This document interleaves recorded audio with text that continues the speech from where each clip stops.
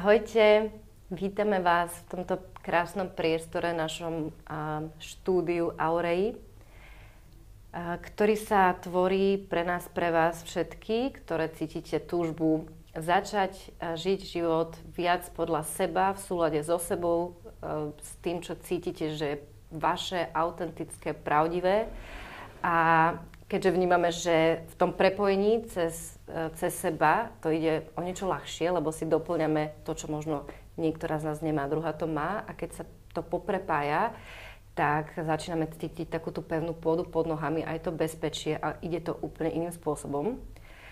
A zároveň cez dielanie tých príbehov, tých našich vlastných skúseností, ktoré každá z nás má, pretože čo som dennodenne so ženami v kontakte, aj keď mi žena povie, že ja nemám až taký silný príbeh, tak vtedy presne viem, že ten príbeh silný za tým stojí a väčšinou sú to naozaj veľké veci, čo každá z nás zvládla v tom každodennom živote. A takto si môžeme cez seba sa naozaj inšpirovať, že keď tam príde ten impuls znútra, tak príde aj tá pomoc zvonka. Takže vítame vás pri tomto rozhovore pre náš magazín, pre našu platformu, pre vás obyčajne neobyčajnými ženami. A jedna takáto žena prijala pozvanie k nám, do tohto priestoru. Ivka Lavčeková, už po novom, so svojím prijala svoje rodné meno. Takže vlastne s novou energiou tu vítame túto nádhernú ženu, ktorá už v tomto momente naciťuje naozaj tú svoju pravú ja, čo ju baví, čo ju naplňa, čo chce odovzdávať iným ženám a má za sebou zároveň aj silný príbeh, čiže kým sa zrodila táto Ivka, tak bola nejaká Ivka a tiež si potrebovala svoje prežiť, svoje zvládnuť, svoje prekonať a v tom každodennom živote prekonávať svoje strachy. Takže vítam ťa, Ivka. Ďakujem krásne za privítanie a za pozvanie, Tánička. Je mi cťou. Vítaj. Ivka, na začiatok povedz nám, my tak vždy začíname vlastne práve tým, kde to všetko začalo.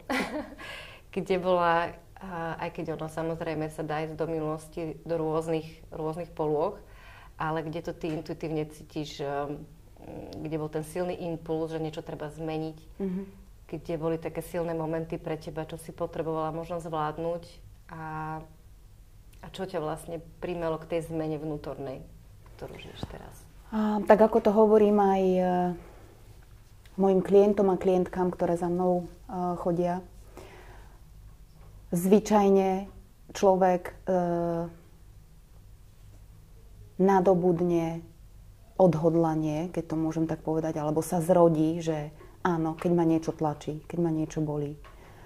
A je to práve vďaka tomu ťažkému, čo sme si do tohto života priniesli, že to môžeme prijať, objať, odpustiť a posunúť sa. Takže pre mňa bol ten impuls niečo veľmi ťažké, čo ma tlačilo, bolelo, bola to choroba, ktorá ma primela k tomu, aby som začala úplne inak fungovať, žiť a bolo to nesmierne náročné obdobie.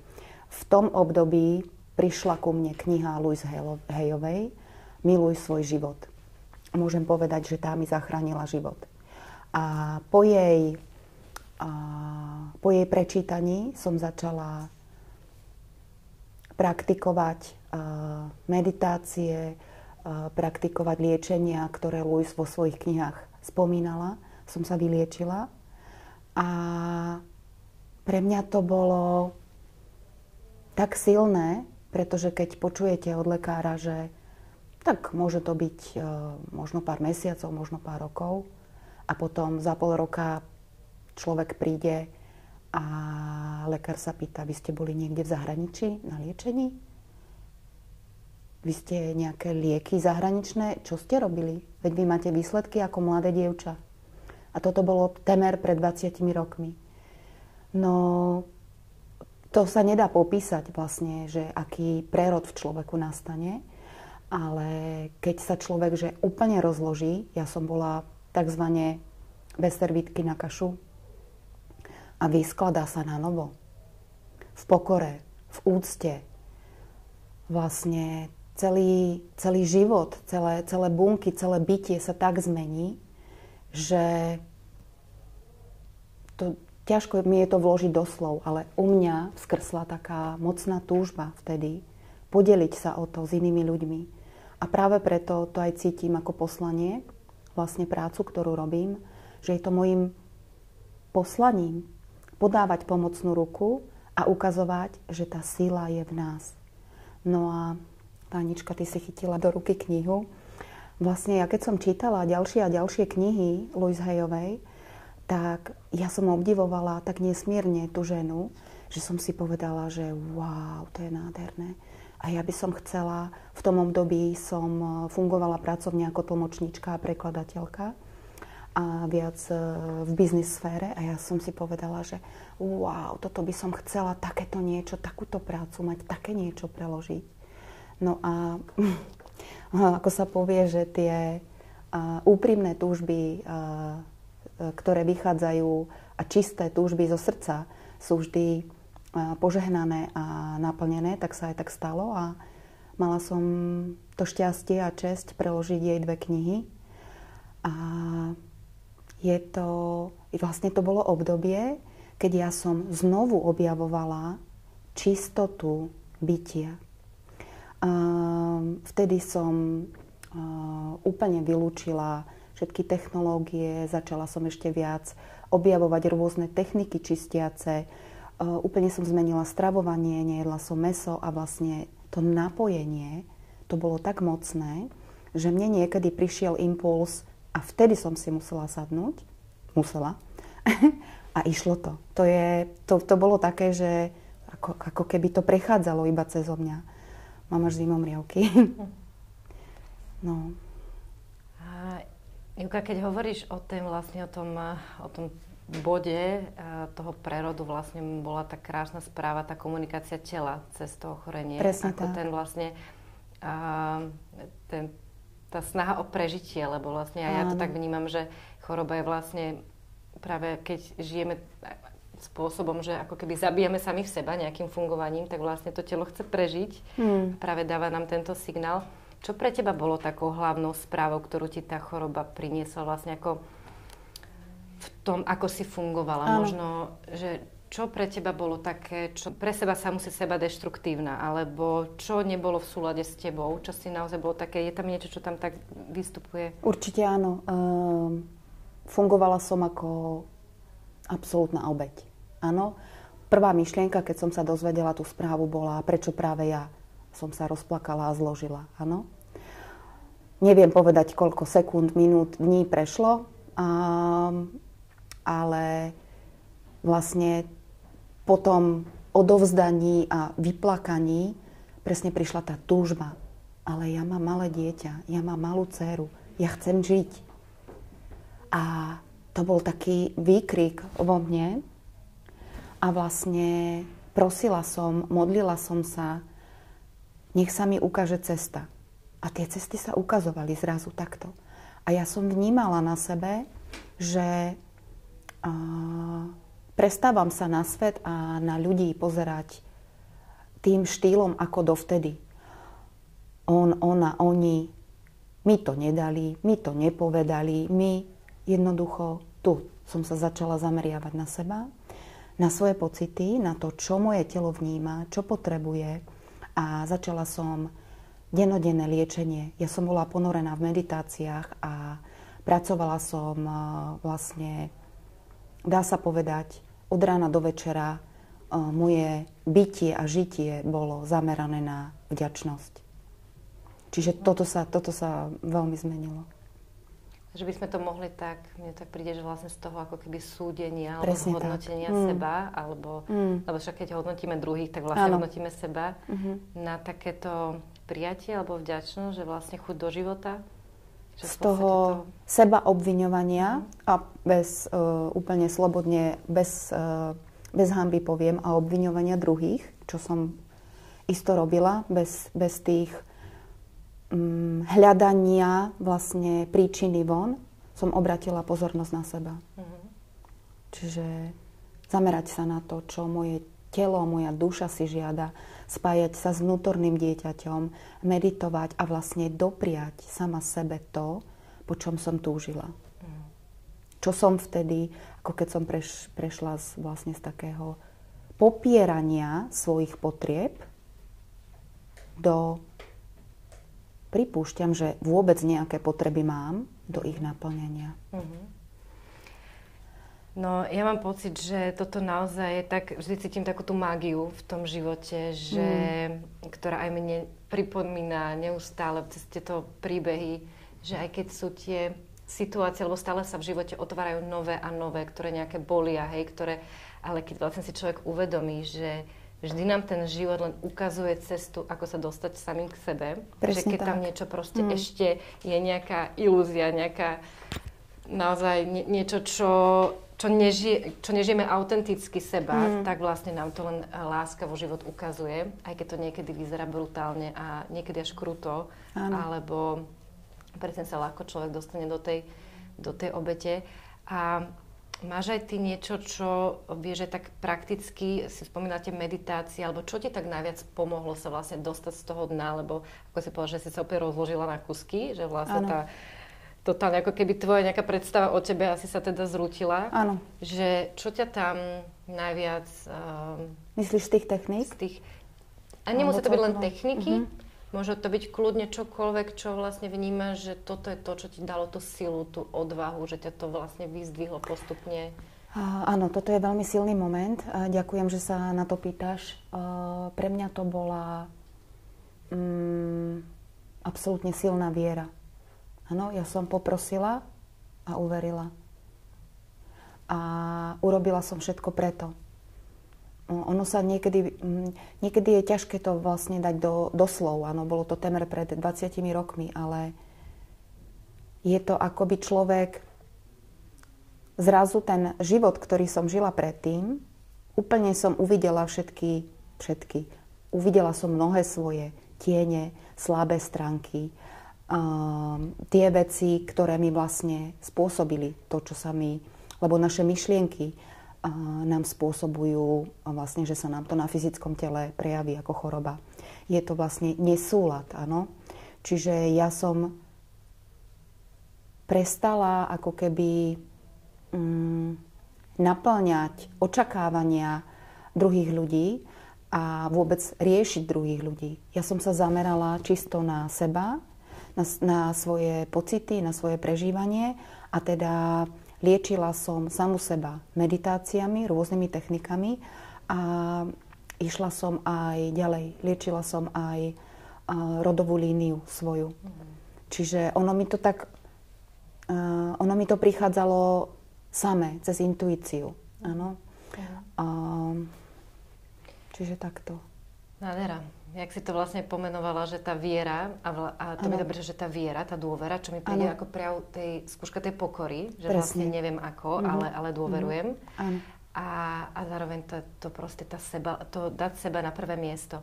A ono, aj to si dostať do srdca, ja mám pocit, že to naozaj si človek potrebuje prežiť, lebo toto ako napríklad človek dlho aj vie, že tá sebaláska je najdôležitejšie, ale naozaj precítiť, čo tá sebaláska znamená a čo to znamená dať seba na prvé miesto. Aspoň mne sa to postupne vlastne otvára, lebo niekedy môžeme byť v presvedčení, že sa máme radi, môžeme byť v presvedčení, že máme seba na prvom mieste, ale aj to vlastne navnímať, čo to znamená v skutočnosti. Áno. Tiež vlastne to ako... Človek asi potrebuje vlastne prejsť nejakou skúsenosťou a uvidieť, že ja som sa vlastne vôbec nedával na prvé miesto, alebo že kedy som robil tie ako kompromisy, alebo také tie, takže ale nádherne to vlastne hovorí, že tá sebaláska, to je vlastne ten kľúč, k tomu nás to vedie. Môžeme o tom čítať tisícky kníh, môžeme si myslieť, že to máme, ale ako hovorí môj učiteľ, ktorého si nesmierne vážim, učiteľa tykoterapie Vládko Červenák, život ti ukáže, ako to máš. A je to presne tak. Čiže vlastne, čo sa týka tej sebalásky, tak my niekedy nevieme, prečo konáme tak, ako konáme.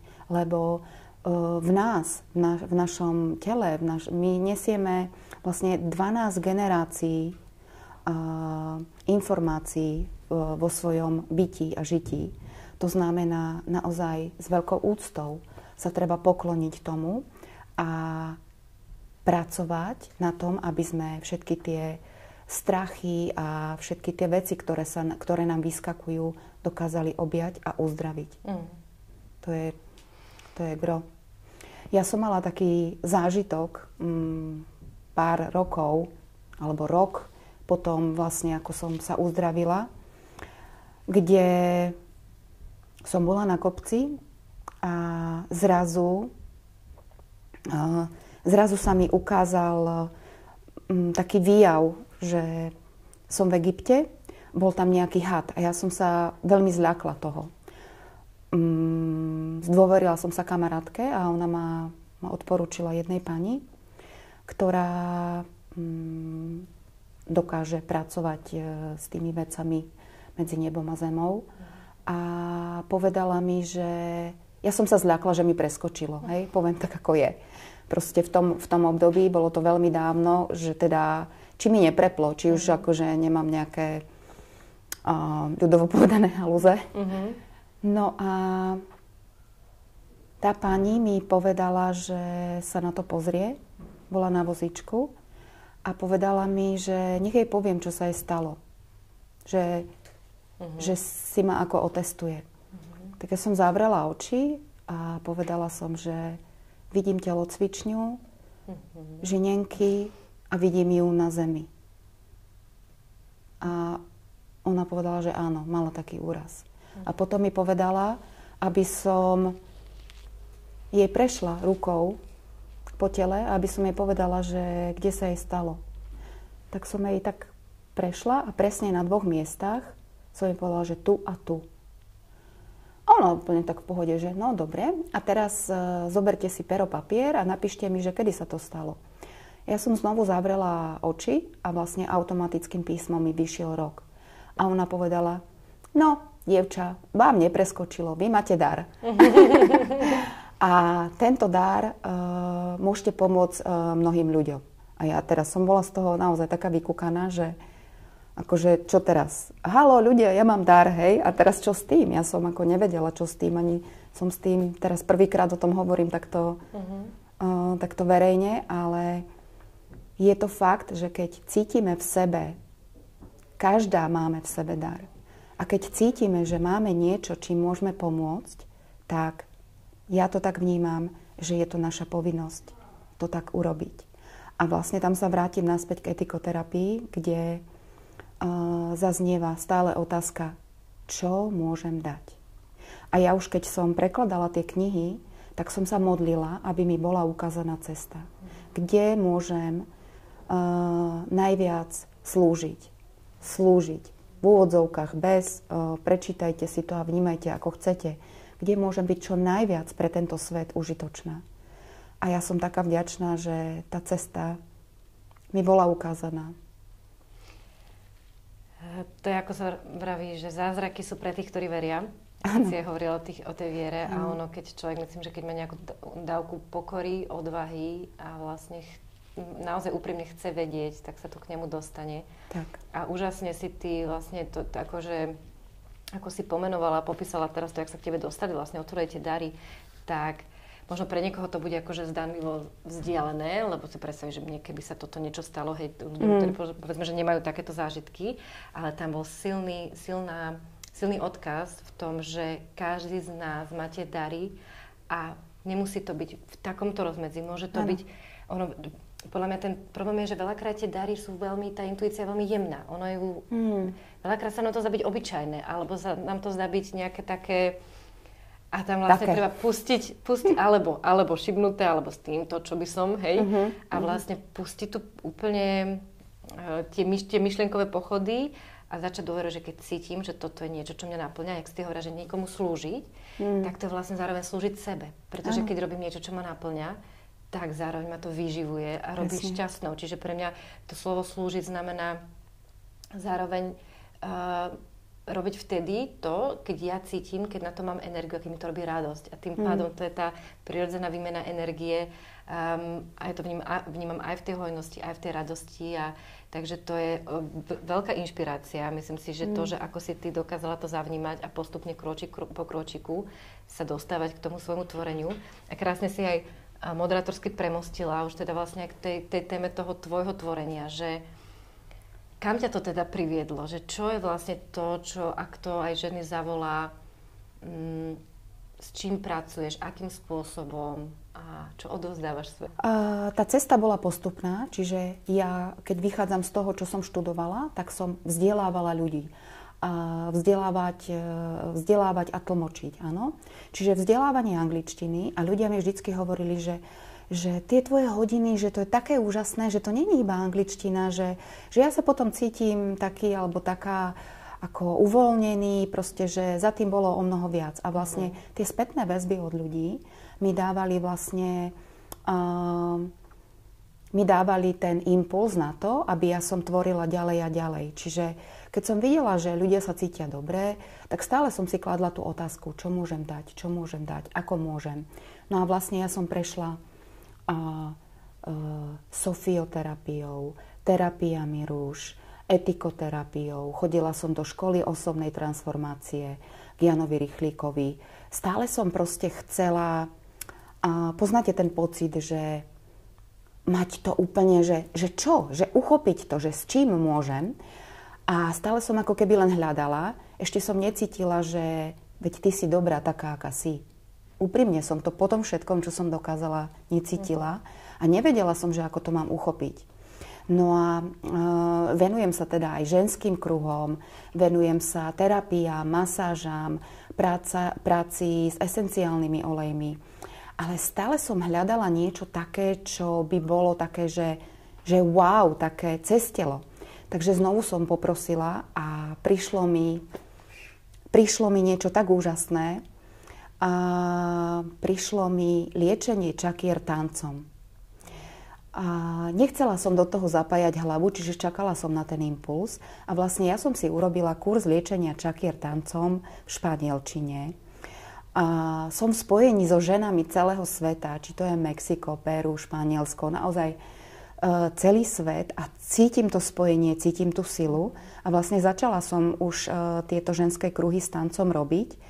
A ja to cítim tak, že vlastne v tom tele, to, čo som spomínala, že tam my si nesieme, áno, tie aj generačné veci, aj všetko. A cez to telo a prostredníctvom hudby ja viem umožniť, naučiť ženy techniky, ako si môžu pomôcť.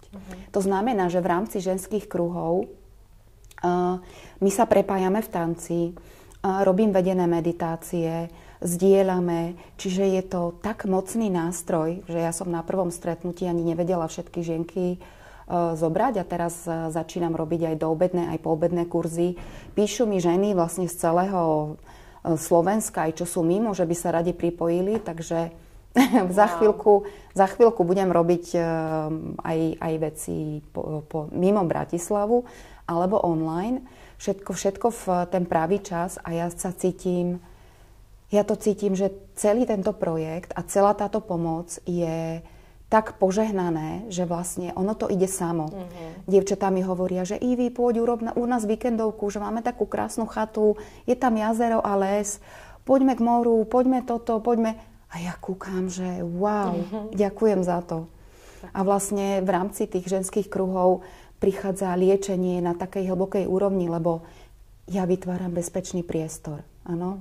Spätná väzba, ktorá prichádza, to je aj pre mňa krásne a dáva mi to zmysel a dáva mi to, ako ty si spomenula, kombinácia, že dôvera, pokora a nejaké prekonanie.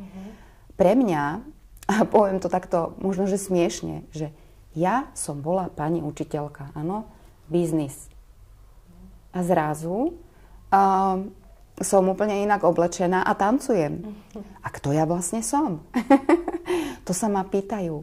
Čiže ja to vnímam tak, že v rámci You Can Academy, tak ma nájdete, YouCanAcademy.sk, ja vlastne pozdvihujem ľudí a pomáham ľuďom vzdelávať sa na rôznych oblastiach. Či to je v angličtine, aj tábory robím pre deti v angličtine, samozrejme divočina v lese, kade tade. Rodičia zlatí, tí kúkajú, že to moje dieťa prešlo, toto. Čiže mne to dáva zmysel vlastne učiť a dávať taký impuls k takej autenticite. Však rob, čo cítiš, hovor, čo cítiš a vlastne ukazovať, že keď ja mám v súlade to, ako myslím, to, ako hovorím a to, ako konám, ja som zdravá. Cítim. Ja to cítim, áno. Ja som zdravá. Ja nemám dôvod proste nič robiť. A vlastne aj vzhľadom na to, že aký je môj vek, ja sa cítim možno na jeho polovicu. Že ja sa cítim, že mám toľko energie, toľko s týmto tancovaním mne ako keby sa previbrovalo, prekalibrovalo celé telo. Mňa sa v polke kurzu pár ľudí pýtalo: Ivi, čo sa deje? Si nejaká rozžiarená? Niekto nový v tvojom živote? A ja: kto to je? A vlastne to je to, že keď ja si začínam dávať sama sebe radosť, lásku, pozornosť, ja vibrujem šťastím. A toto je to, čo ja vlastne učím žienky, aby si začali dávať same sebe. Lebo keď ja dám sama sebe, môžem dať partnerovi, môžem dať deťom, môžem dať celému svetu. Čiže môjim poslaním je pozdvihovať slovenské žienky, aby sme mohli začať tvoriť novú zem. Wow. Tak myslím si, že tom si nádherne ako ukončila. Aj vlastne také posolstvo pre ženy. Všetko, čo vlastne, ako ťa to priviedlo, ako čo tvoríš, je to fakt, to má silu.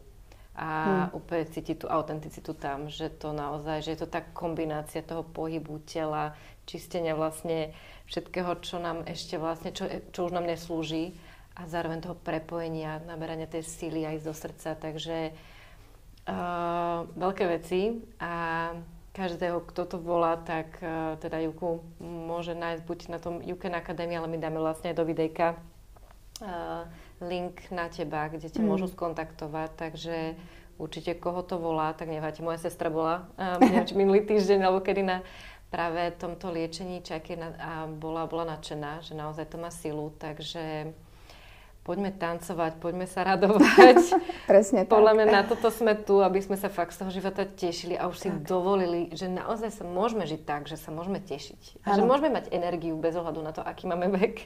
Áno. A že fakt je to možné a že pustiť tie presvedčenia, že nejak to už v nejakom čase už nejak musí byť, alebo že proste sa nejak musí žiť, lebo tak to proste funguje. A že si dovoliť vlastne postupne, kročík po kročíku, rozhýbava tú myseľ. Ja si tak niekedy robím takú techniku, že si dám, že deň voľna, hej, ako v zmysle, že lebo ešte ma to nepúšťa, že by som furt fungovala v ľahkosti bytia úplne od rána do večera, ale si dám, že deň voľna, bez súdenia, čo je dobré a čo zlé. Zrazu krásny harmonický deň, zrazu tancujeme s cerkou, úplne sa tešíme, není žiadny problém, ale zatiaľ ma to nepúšťa úplne akože do každý deň, takže ale si to rozhýbávam, vlastne si to dovolujem postupne, také ochutnávky a viem, že príde moment, kedy to už proste bude pre mňa normálka, takže Juka, veľmi pekne ti ďakujeme za tvoj čas, za to, že si sem prišla, že si vyzdielala ten nádherný tvoj príbeh, ktorý podľa mňa je inšpiráciou že sa to dotýka teraz mnohých, ktorí to počúvajú, ktorí sa dostanú k tomuto videjku. A želáme ti fakt na tej ceste, aby v podstate, ja neviem, lebo ja mám pocit, že už tebe sa tak naplnilo, ako keby, že ten zmysel, skôr asi, aby si tak svietila ako teraz a stále ešte to svetlo, aby sa rozžiarovalo a naozaj by si žila ten naplnený, spokojný život v ľahkosti, v radosti. A proste nech si to tu spolu užijeme. No, presne, tak to v ľahkosti. Áno. Knihu, ktorú som prekladala, tak presne potom som túžila, že takto by som raz chcela žiť. Takže Tánička, ja ďakujem za pozvanie, ďakujem, že som sa mohla podeliť a prajem všetkým žienkám, aby ste boli šťastné a aby ste si dovolili to, čo cítite.